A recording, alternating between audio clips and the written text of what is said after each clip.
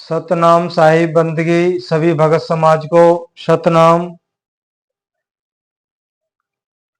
आज आपके सामने फिर से उपस्थित हुए हैं। आज वो सत्य ज्ञान लेकर आए हैं जिससे पता चलेगा हमारा आदि और अंत क्या है।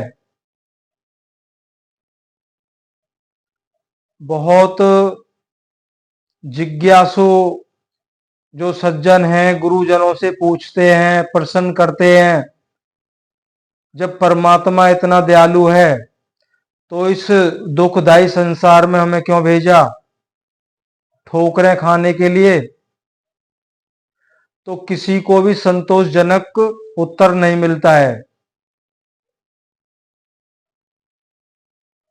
सीधा सा उत्तर मिलता है सभी को। जब यहां पहुंचेंगे तो स्वयं पता लग जाएगा। ये कोई उत्तर नहीं है। सतगुरु कबीर साहिब का जो असली प्राचीन मूल ग्रंथ बीजक है, उसमें जो उन्होंने आदि और अंत का वर्णन किया है वो कहीं भी नहीं है। वो आजकल वर्तमान में जो बीजक हैं उनसे वो मैच नहीं खाता है। और दुख की बात यह है, जो भी कबीर साहिब का नाम लेके प्रवचन करते हैं, अनुराग सागर, बोध सागर और भी बहुत वानियों को लेकर सत्संग फरमाते हैं, समझाते हैं, बाकी उनमें बहुत ज्यादा मिलावट है जो आज आप सुनेंगे।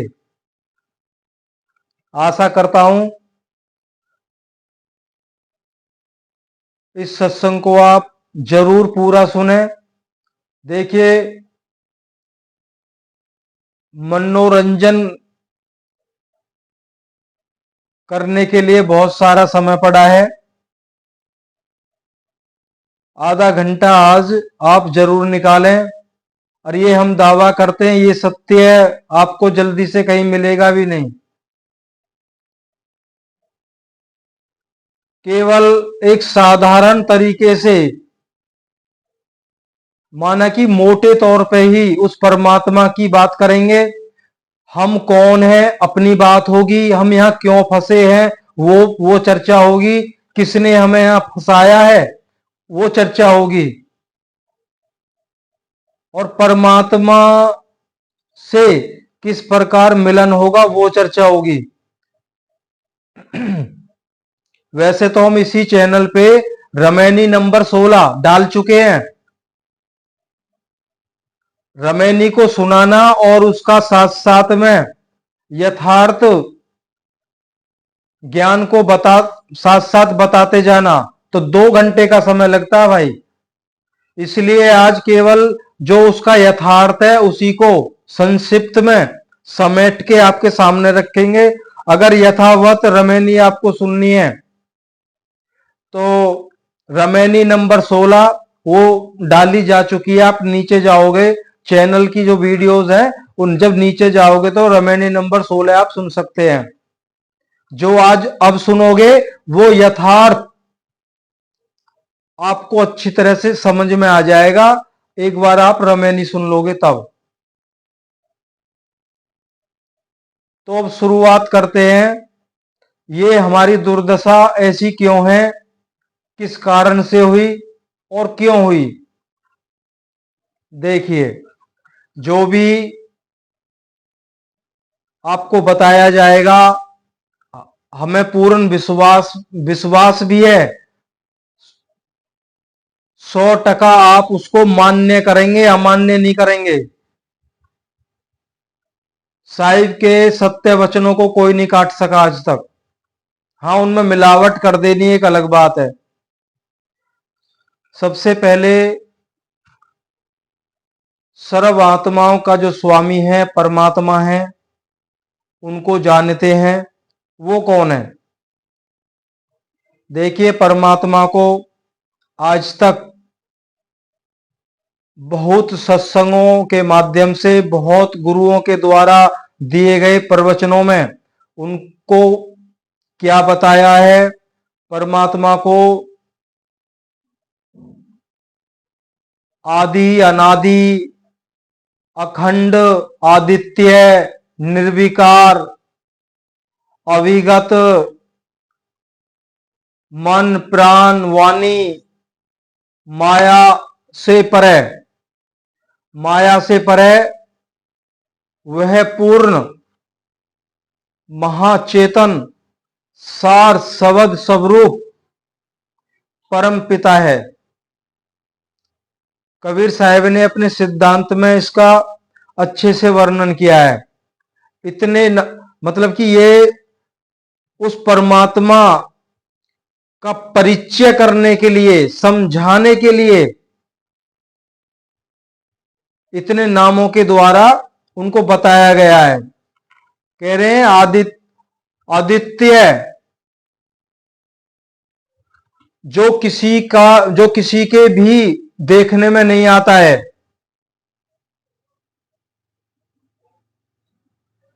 अखंड, उसका कभी खंडन नहीं होता है। निर्विकार, वो विकारों से परे है। निकर्म, वहां कोई कर्म नहीं है। माया, ना वहां पे माया है, ना मन प्राण वाणी का विषय, मन प्राण वाणी के विषय से वहां पहुंच सकते हैं। और अभिगत, वहां वो स्थान है, वहां हर कोई भी नहीं पहुंच सकता, कोई विरला, और वो भी सतगुरु की कृपा के बिना नहीं पहुंच सकता है, और नहीं कोई पहुंचा है। सार शब्द, इसलिए सार शब्द, महाचेतन सार शब्द स्वरूप परमपिता परमात्मा कहा गया है। वो सार शब्द, वहां पे वो शब्द गुंजयमान है, इसलिए शब्द यहां पे शब्द आया है। जो शब्द का सार है वो विदेह स्वरूप है। विदेह स्वरूप भी कहा गया है, अक्षय भी कहा गया है, विदेह नाम भी कहा गया है, सार नाम भी कहा गया है, निअक्षर नाम भी कहा गया है उस परमात्मा को।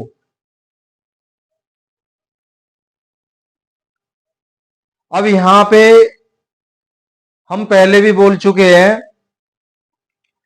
अब सृष्टि का आरंभ कैसे होता है?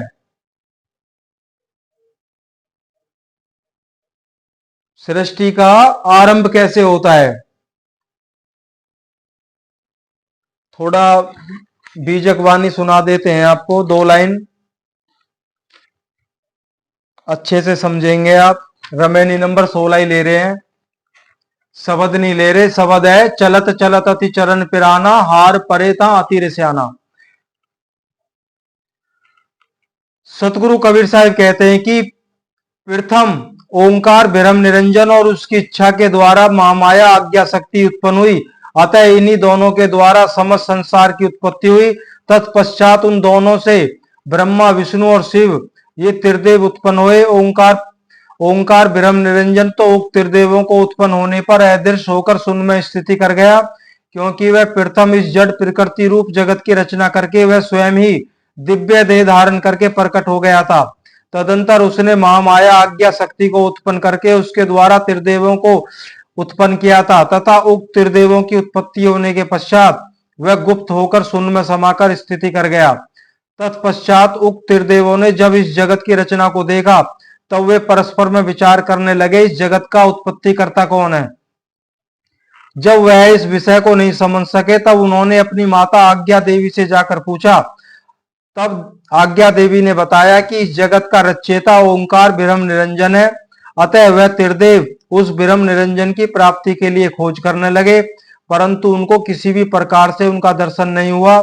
तत्पश्चात उन्होंने आज्ञा देवी के आदेश के अनुसार पिंडी तथा ब्रह्मांडी साधन जाप अजपा योग तपादि को विधि पूर्वक किया, तथा ओम सोहंग राम रारंकार आदि विभिन्न प्रकार के अनाहत धुनात्मक शब्दों को प्राप्त करके ब्रह्मांडी दिव्य ज्योतियों का त्रिकुटी से लेकर चोटी के नीचे तक साक्षात्कार दर्शन किया। तदंतर उन त्रिदेवों ने उन्हीं दिव्य ज्योतियों और ओम सोहंग रारंकार आदि को परमात्मा दर्शन की स्वीकृत मान लिया और उसी को ऋषि मुनि महर्षि सनकादिक समस्त संसार में प्रचार प्रसार कर दिया। रामायणी तो बड़ी है, बाकी थोड़ा सा इसलिए बताया है आपको जो साधारण तरीके से हम जो बताया जाएगा वो समझ सके।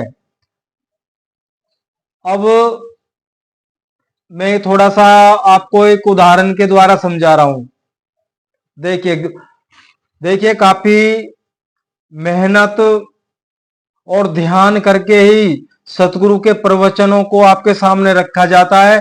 जरा सी त्रुटि अगर होती है हमारे द्वारा तो बहुत बड़ा दंड के अधिकार में आ जाते हैं। इसलिए बड़े सोच विचार के सतगुरु के सत्य उपदेश के दायरे के अंदर ही हम बोलते हैं।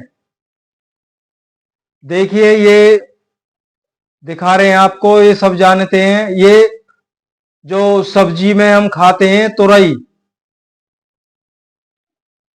तोरई भी बोलते हैं, हम तोरई बोलते हैं, कई जगह इसको तुरई कह देते हैं। ये हरी इसलिए नहीं है, ये सूख गई है पक कर।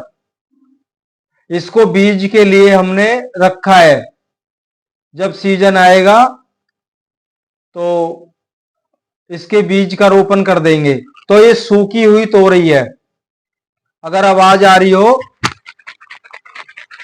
इसमें बहुत सारे बीज हैं और वो खराब नहीं होंगे। इसे 2 साल 3 साल 4 साल रखिए आप, ये ऐसी ही बनी रहेगी। क्यों? अब इस तोरई को लेके आप चौंकना मत, इसी से आपको समझाएंगे, इसी से पता चलेगा हम कौन है। देखिए ये जो तोरई है ये सतलोक है, परमात्मा भी है, और इसके अंदर जो बीज है, अनंत जो बीज है, वो चेतन आत्मा है। वो चेतन आत्माएं जैसे हर बीज का, देखो ध्यान दीजिएगा प्रेमी सज्जनों, ये दोबारा नहीं मिलेगा आपको सुनने को। अगर हमारा जीवन रहा तो हम सुना देंगे आपको दोबारा भी तिवारा भी, जब जितना आप चाहोगे उतनी बार। अगर हमारा जीवन छूट गया तो ये सुनने को नहीं मिलेगा आपको।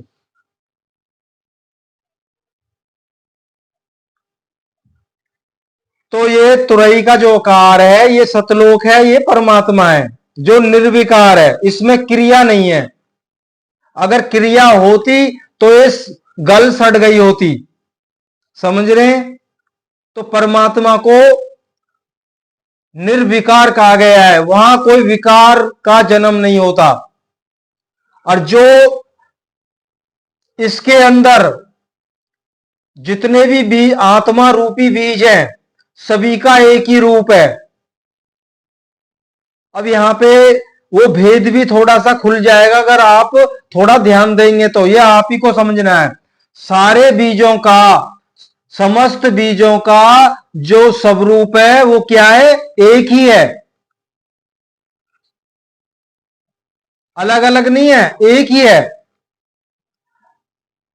अब इसमें कोई क्रिया नहीं होती है, इसलिए अजर अमर है,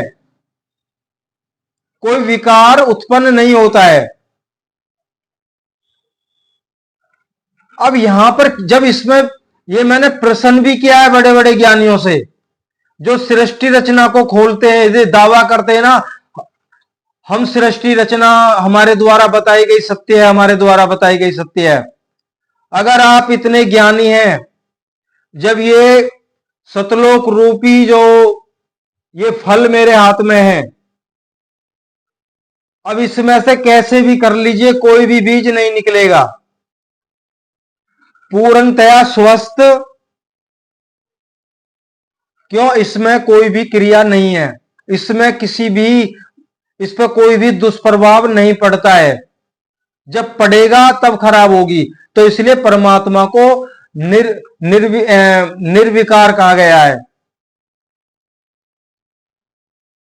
तो कबीर साहब ने भी केवल जरूरी समझा होगा भाई इस चीज को बताने की जरूरत नहीं है। तो कबीर साहब ने जो वर्णन किया, एक मान लो इसमें से एक बीज नीचे गिर जाता है किसी भी कारण से, साधु महात्मा कहते हैं कि एक आत्मा के अंदर भाव जागृत हुआ, इच्छा जागृत हुई कि मुझे परमात्मा जैसा अपना एक राज्य बसाना है। अरे भाई, पहले ही बताया जा चुका है, वहां माया भी नहीं है, नहीं इच्छा है, नहीं काया है। तो जब इच्छा है ही नहीं तो उस जीव के अंदर ये इच्छा कैसे प्रकट हुई? जो आप बताते हैं कि एक आत्मा के अंदर इच्छा प्रकट हुई और वो उसने सारी सृष्टि को बनाया, इसका उत्तर केवल सतगुरु कबीर साहिब जानते हैं। उन्होंने जरूरी नहीं समझा, इसलिए उन्होंने इस विषय पे कोई चर्चा नहीं की है। उन्होंने इतना ही लिखा है, इस सतलोक से एक बीज एक चेतन आत्मा बीज रूप में, मान लो समझने के लिए कहते हैं, इसमें से गिरा। अब जैसे ही वो बीज चेतन आत्मा स्वरूप नीचे गिरा, जैसे ही वो उस परमात्मा की सत्ता से अलग हुआ तो वो अधोमुख हो गया। अधोमुख, वो अपनी स्मृति खो गया। वो ये भूल गया कि मैं कहां से आया हूं। वो चेतन आत्मा ये भूल गई मैं कहां से आया हूं, और शून्य में स्थित होगी। शून्य, जो जहां कुछ भी आवास ना हो, जब कुछ था ही नहीं, परमात्मा के सिवा कुछ था ही नहीं, तो वो शून्य अवस्था, जहां कुछ दिखाई ना दे, अंधकार, तो वो चेतन आत्मा काफी अरसों तक वो शून्य अवस्था में पड़ी रही। जैसे कोई जीव कोमा में चला जाता है, बेहोशी, लाइक लंबी बेहोशी में चला जाता है, ठीक इसी प्रकार वह चेतन आत्मा एक लंबी बेहोशी में चला गया। कुछ समय बाद जब वो जागृत अवस्था में आया, जब उसको होश आया, वो ये भूल चुका था कि मेरे से ऊपर कोई है, मैं कहीं से आया हूं। वो ये भूल गया। अब रही सत्य और सुप्रीम पावर, जो परमात्मा में, उस सत्ता में जो ताकत है, वही ताकत उसके अंदर मौजूद थी। जब उसने अपने को अकेला पाया, तब विकार पैदा होता है। जैसे अगर इस तोरई से एक बीज को निकालेंगे हम, और बीज को निकाल के हमने कहीं रख दिया, तो वो क्या है? वो सुषुप्ति अवस्था। मान लो उसमें कोई क्रिया नहीं होगी। जब उसको जमीन में हम डाल देंगे, जैसे ही अनुकूलित वातावरण होगा, जब वो बीज नमी रूपी विकार को पकड़ लेगा, तो वो अंकुरित होगा। वो अंकुरित होगा। किसी बहुत चर्चित संत ने उस उल्टा पेड़ लटका के जो समझाया गया है, अरे ये तो भाई पहले से सतगुरु कबीर साहब ने बीजक में सारा वर्णन खोल के रखा है। अपने को बुद्धिमान समझ के आप समझाते हैं, भाई हमने तो ऐसा खोल दिया, ऐसा खोल दिया। तो जब उस शून्य अवस्था में जब उसके अंदर विकार पैदा हुआ, तो वो जागृत हुआ। जागृत हुआ तो उसने अपने को अकेला पाया। जब अकेला पाया, तब उन्होंने ये कहा था कि अहम ब्रह्मास्मि, मैं ही ब्रह्म हूं, मैं ही पूर्ण परमात्मा हूं, मेरे सिवा कुछ है ही नहीं। ध्यान से सुनना आप। फिर दूसरा विचार विचार आया, अहम बहुश्यामी, मैं एक से अनेक रूपों में हो जाऊं।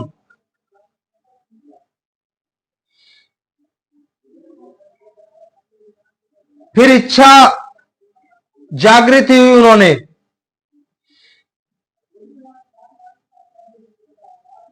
तो इच्छा सत संकल्प से उन्होंने आज्ञा शक्ति को प्रकट किया।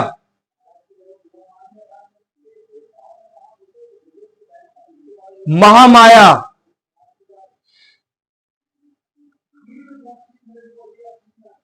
पांच तत्व और तीन तीन गुण के द्वारा उनको सत्संकल्प से प्रकट किया। दोनों ने मिलकर उनको ज्योति स्वरूप ब्रह्म निरंजन भी कहा जाता है। काल भगवान भी उनको कहा जाता है।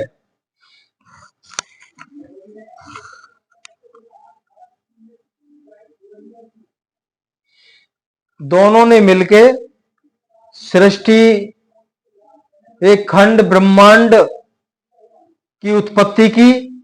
उत्पत्ति करने के बाद उन्होंने वचन दिया, किसको?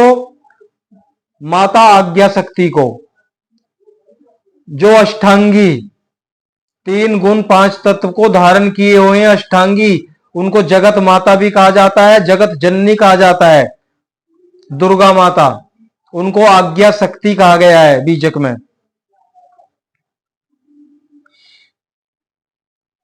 हम और आप आदि शक्ति भी उनको कहते हैं। तो ब्रह्म निरंजन ने वचन दिया, मैं अब गुप्त रहूंगा, अपनी अवस्था में जा रहा हूं, मेरा दर्शन कोई नहीं कर पाएगा। ये वचन दिया था आदि शक्ति को।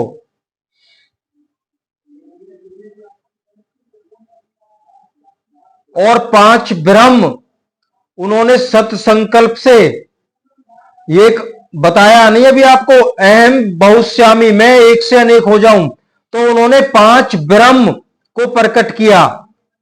कहते ना, प्रथमे ब्रह्म इच्छा से पांचों शब्द उचारा, सोहंग रारंकार निरंजन शक्ति और ओंकारा, जो ये पांच नामों का भजन करते हैं हम। ये वो सर्व शक्तिशाली ब्रह्म है जिनके माध्यम से सृष्टि चल रही है। पर यहां एक खुलासा कर देना चाहते हैं, इनके जपने से मुक्ति नहीं होगी, वो आगे आएगा वर्णन। तो ये पांच ब्रह्म प्रकट करके वो ज्योति स्वरूप ब्रह्म निरंजन, वो अपनी अवस्था में जाके गुप्त भाव से रहने लगे और दृष्टा साक्षी भाव से तीन लोक, 14 भुवन, खंड ब्रह्मांड में, कण कण में वो साक्षी भाव से निरंतर इस संसार में रमे हुए हैं, लेकिन उनको देखा नहीं जा सकता। अब उन्हीं के नाम सुन लीजिए, कितने नाम है जो हम कहते हैं ना, हम परमात्मा की भक्ति कर रहे हैं, ये नाम जप रहे हैं, परमात्मा की कृपा होगी, परमात्मा ने हमें पैदा किया है, परमात्मा ये। अब सुन लीजिए, परमात्मा का वर्णन पहले भी कर दिया है, शुरू में किया था। अब काल भगवान के, ब्रह्म निरंजन के, ज्योति निरंजन के कितने नामों से उनको पुकारा जाता है आज संसार में, सतगुरु कबीर साहब ने बताया है।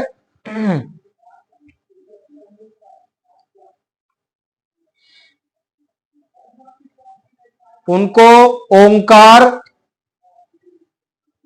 ओंकार और ब्रह्म निरंजन, ज्योति निरंजन, निर्गुण, निराकार और कैवल्य देह है उनकी, तो कैवल्य देह भी बोला जाता है। और अव्यक्त ब्रह्म, सामान्य ब्रह्म, निर्विकल्प ब्रह्म, निर्विशेष ब्रह्म और कारण ब्रह्म, प्राकारण ब्रह्म, ईश्वर भगवान, सगुण ब्रह्म, सबल ब्रह्म, मायापति, खुदा आदि, और भी ध्यान पे नहीं आए, खुदा आदि, इतने नामों से उस ओंकार ज्योति निरंजन को जाना जाता है। अब आप ही विचार कर लीजिए कौन से परमात्मा का आप भजन ध्यान सुमरन कर रहे हैं। जो भी कर रहे हैं वो इनका कर रहे हैं। इनके करने से मुक्ति होती है, लेकिन सतगुरु कबीर साहब ने कहा वो अस्थाई मुक्ति है। कोई बिरला ही पहुंचता है, अस्थाई मुक्ति को भी कोई बिरला ही प्राप्त होता है। जब उसका वो जीवन काल समाप्त होता है, जो उसने भक्ति करके वहां पहुंचा था, जब उसका वो पुण्य जब छिन्न होता है तो 84 में उसे लौटना पड़ता है। अगर उस परमात्मा की भक्ति करोगे, उस सत्य मार्ग को जान के, तो सदा सदा के लिए जन्म मरण से मुक्ति, वो है स्थायी मुक्ति, सत्य मुक्ति, सतगुरु कबीर साहब के द्वारा बताई गई। लेकिन आज वर्तमान में ना तो स्थायी मुक्ति पे हम चल रहे हैं, क्यों वो ज्ञान ही नहीं मिला, और ना स्थायी मुक्ति का ज्ञान मिला है। सबसे बड़ा दुख का कारण क्या है? क्यों हम भोग रहे हैं, क्यों दुख भोग रहे हैं? वो यही कारण है, ना तो हम सत्य को जान पाए और ना सत्य को जान पाए, बीच में लटक गए। ना तो हम उस सृष्टि रचयिता काल भगवान की भक्ति कर रहे हैं, ना उस परमात्मा की भक्ति कर रहे हैं। दोनों में से एक भी करेंगे तो फायदा तो होगा।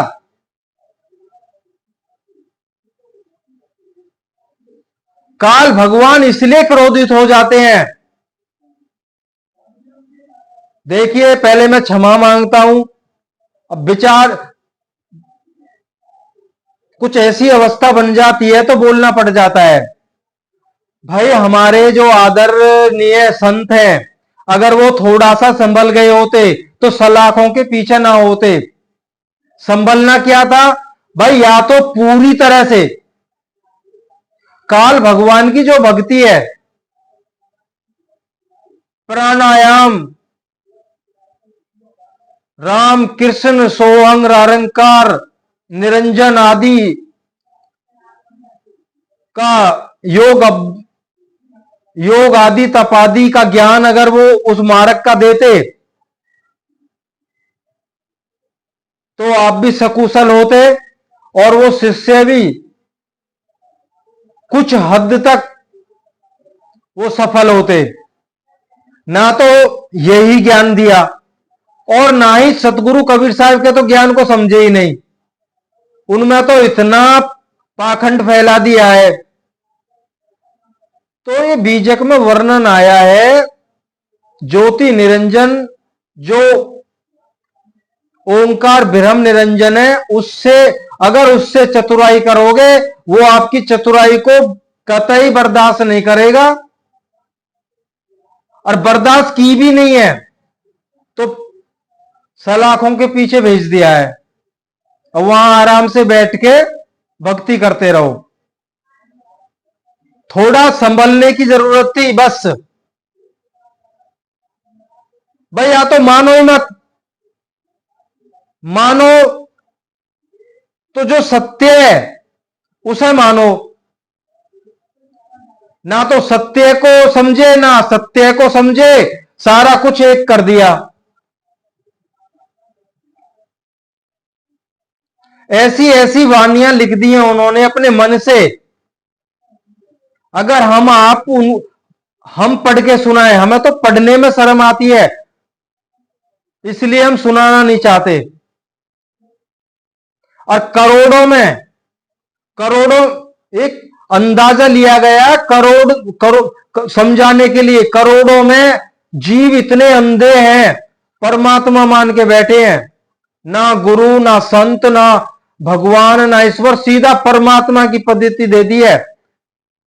जब सतगुरु कबीर साहब का आप ज्ञान बता रहे हो, ये तो देख लो सतगुरु कबीर साहब ने कितनी सभ्यता के साथ में वर्णन किया है।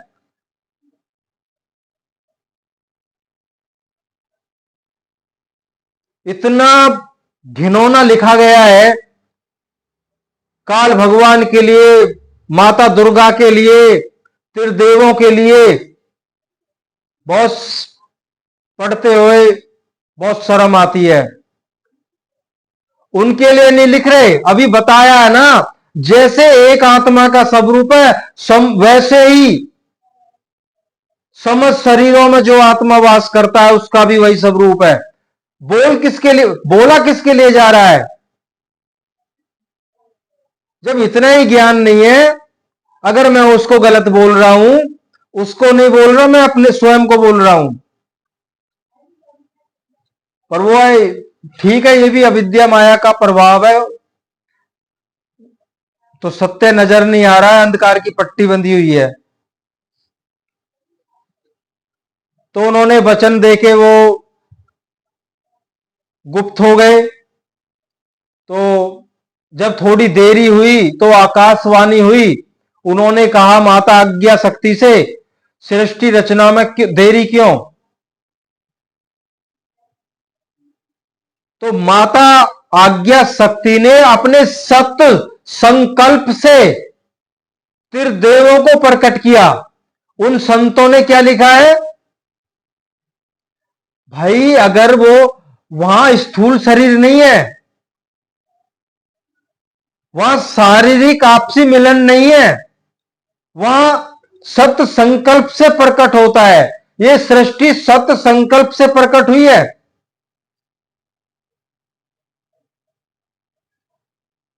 जब त्रिदेवों ने देखा ये सृष्टि किसने उत्पन्न की है, जब कुछ कुछ समझ में नहीं आया तो उन्होंने अपनी आज्ञा माता से पूछा इसके रचयिता कौन है? तो उनकी माता ने बताया इस सृष्टि के रचयिता ओंकार ब्रह्म निरंजन है। कह रहे वो कहां है? यानी कि वो आपको दर्शन नहीं देंगे, वो अव्यक्त भाव से अपनी स्थिति कर गए हैं। तो उन्होंने कहा हमें तो पिता के दर्शन करने हैं। जब वो नहीं माने तो तीनों त्रिदेवों ने अलग अलग योग साधनाएं की। पिंडी ब्रह्मांडी योग तपादि प्राणायाम, बहुत घोर तप किया। जब दर्शन नहीं हुए तो हार थक के लौट के आए। तभी तो शब्द में पहली कड़ी में है ना, चलत चलत अति चरण पिराना, हार पड़े रे ताती रे सियाना। तो वहां अति रे सियाने का सियाना जो शब्द आया वो त्रिदेवों के लिए आया है कि त्रिदेव भी अपने पिता काल निरंजन का दर्शन नहीं कर पाए, परमात्मा का तो विषय ही नहीं आया अभी। और हम संसारी लोग झूठे ज्ञान को सुन सुनकर हमारे अंदर वो अहम पैदा हो गया है कि हमें तो गुरुजी ले जाएंगे सीधे सतलोक, और काल भगवान के लिए ऐसी व्याख्या करते हैं कि काल की छाती पे पैर रख के जाएंगे हम।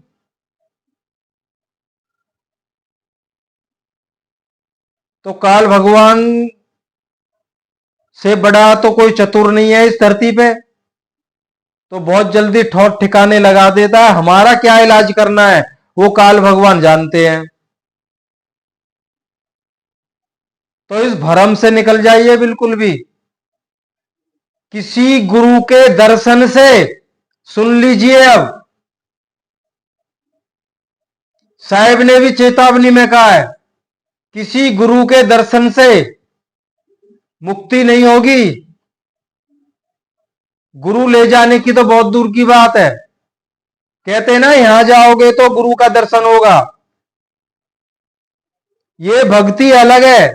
जो भी बताइए, ये स्वयं ओंकार ब्रह्म निरंजन की भक्ति है, जो मंत्र साधना करके, किसी गुरु का ध्यान करके आप वहां तक पहुंचोगे। लेकिन लौटना 84 में आएगा। अगर सत्य मुक्ति की बात करी जाए, कोई गुरु सतलोक नहीं ले जाएगा। किसी गुरु के ध्यान से मुक्ति नहीं होगी। किससे मुक्ति होगी? गुरु का काम है, सतगुरु का काम है, हमारा निस्वरूप लखाएगा। उस स्वरूप को जानकर ही हमें पता चलेगा मैं कहां से आया हूं और मुझे यहां क्यों डाला गया है, क्यों मैं जन्म मरण से नहीं मुक्त हो रहा, क्यों मुझे बंधन में, कर्मों के बंधन में डाल दिया गया है, क्यों मन का साथ, इंद्रियों का साथ और विषय विकारों में मुझे फंसा दिया गया है। ये सारा ज्ञान तब होगा। सुना भी है हम सब ने, आत्म चीन है परमात्म चीन है, संत का आवे सोई, यह वेद काया से न्यारा, बूझे बिरला कोई। वह गाने से सुनने से कोई फर्क नहीं पड़ने वाला। इस विचार करिए, जो सुना गया उस पर विचार करिए। अब थोड़ा सा समेटते हैं। अब ये थोड़ा बताया कि आरंभ कैसे हुआ और हमारी दुर्दशा कैसे हुई, उसको थोड़ा संक्षिप्त में समेट के आपके सामने रखते हैं। और ज्यादा ज्ञान प्राप्त करने के लिए इसी विषय में इसी चैनल पर रामायणी नंबर 16 डाली जा चुकी है, आप विस्तार से सुन सकते हैं। जब वो किसी भी रूप में पर अपने पिता काल निरंजन के दर्शन नहीं कर पाए, तो उन्होंने जो साधना की थी, किसने? श्री हरि ब्रह्मा विष्णु महेश ने। उस साधना में उन्होंने क्या अनुभव पाया? एक अनुभव पाया उन्होंने, त्रिकुटी से लेके, जहां बहनें माताएं चोटी करती हैं पीछे, त्रिकुटी से लेके सिर की चोटी तक अखंड ज्योति। और ये भी बता देना चाहते हैं, आपने किसी भी सत्संग में सुना होगा भाई, प्रकाश दिखाई देगा, ज्योति, केवल ज्योति तक सीमित बताया गया, केवल एक ज्योत दिखाई देगी। कबीर साहिब कह रहे हैं वो केवल एक ज्योत नहीं है, वो पूरे ब्रह्मांड में चौतरफा, त्रिकुटी से सिर की चोटी तक विशाल स्वरूप में वो ज्योति है।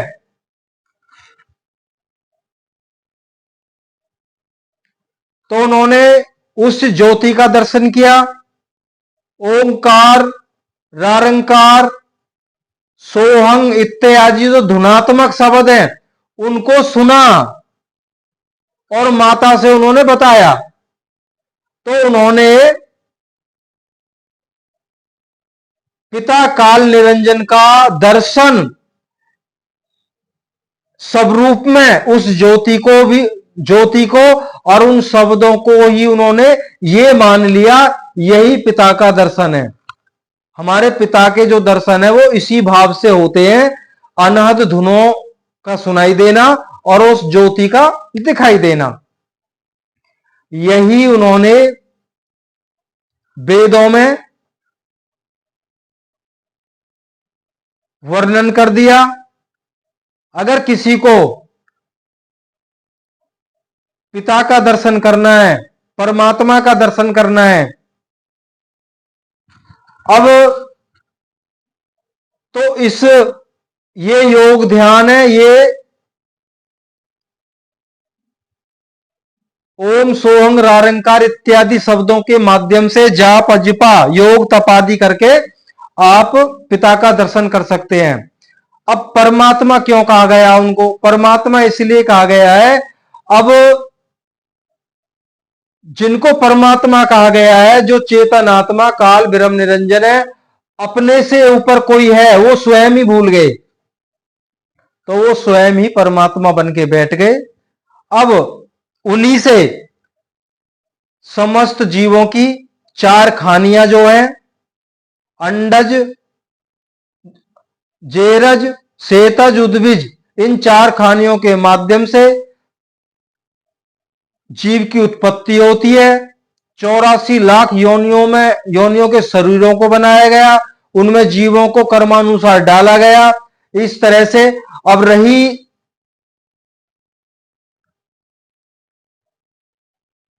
जो ज्ञान की बात है, उन्होंने वेदों के माध्यम से वर्णित कर दिया। वेद ऋषि महर्षि महात्माओं को दिए गए, उनके द्वारा ये ज्ञान का प्रचार प्रसार समस्त संसार में फैल गया और तब से और आज तक उसी में लगा हुआ है। इससे आगे क्या है किसी को कुछ नहीं पता है।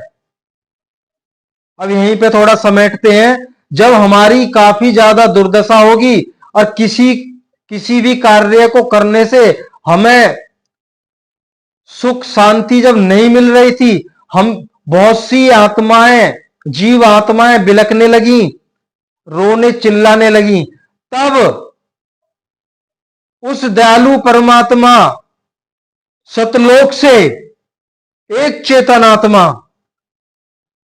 सतगुरु कबीर के रूप में चारों युगों में प्रकट हुई और सत्य का दिग्दर्शन कराया। लेकिन हमारा दुर्भाग्य है कि हमने उनकी शरण ग्रहण नहीं की। अगर कर चुके होते तो आज यहां ना होते। जिन्होंने की उनका पार उतारा हो गया, वो जन्म मरण के सदा सदा के इस दुख से छुटकारा उनको मिल गया। आज भी वही हो रहा है। इस चैनल के माध्यम से सतगुरु कबीर साहिब की सत्यवाणी को ही बताया जाता है। कोई रामायण, कोई कथा, कोई कीर्तन कुछ नहीं बताया जाता। किसी महापुरुष की कोई कहानी नहीं बताई जाती है। जिससे उद्धार हो सके निकलिए। लेकिन वही समय है आज भी। सतगुरु कबीर साहब का जो समय था वही आज है। सत्य से तो दूर भागते हैं लोग, कोई नहीं सुनता है। क्यों? सुना वही जाता है जो हमें 84 में खींच के ले जाएगा, और वही सुनते हैं हम। तो आज इतना ही। यथार्थ भाव से और अच्छे से जानना चाहते हो तो रमैनी नंबर 16 इसी चैनल पे डाली जा चुकी है। बहुत सारी रमैनी डाली है, ये मत सोचना कि एक ही रमैनी डाली है। इस चैनल को हमने शुरुआत ही सतगुरु कबीर साहिब के बीजक से किया है। आप सुन सकते हैं रमैनियों को। 84 रमैनी डाल चुके हैं, ये भी बता दें आपको। बीजक में 84 ही रमैनी है, 84 रमैनी पूरी डाल चुके हैं। अब दोबारा तो हम इसलिए बोल रहे थे क्यों, कोई सुनने वाला था नहीं। 20 लोगों ने सुनी, कहीं 5 लोगों ने सुनी, कहीं 15 लोगों ने सुनी, और वो भी 1 मिनट 2 मिनट। वो सुना ना सुना बराबर है। वो जो जितनी भी मेहनत हमसे की गई वो हमारी, हम तो यही कहेंगे, बेकार गई। बाकी सतगुरु कबीर साहिब जाने। ये बहुत बड़ी सेवा है। सतगुरु कबीर साहिब का सत्य उपदेश सुनो और औरों को सुनाओ। सतगुरु कबीर साहिब का कोई पंथ संप्रदाय नहीं है। पंथ संप्रदाय के नाम पे आपको सत्य की प्राप्ति नहीं होगी। सतगुरु कबीर साहिब का केवल मत मत मत मत कबीर की मति ही मोक्ष दिला सकती है, वरना किसी में कोई ताकत नहीं है। सतनाम साहिब बंदगी।